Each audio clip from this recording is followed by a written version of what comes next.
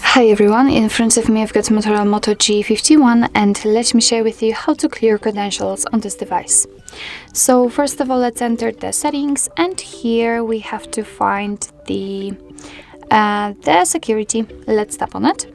Now let's tap on advanced, and as you can see right under it we've got the encryption and credentials option. So let's tap, and at the very bottom we've got clear credentials option. So let's tap on it, and your device will ask you if you really want to remove all the contents, so just tap on OK.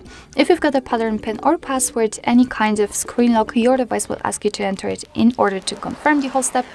And as you can see, we've got the information that the credential storage has been erased successfully.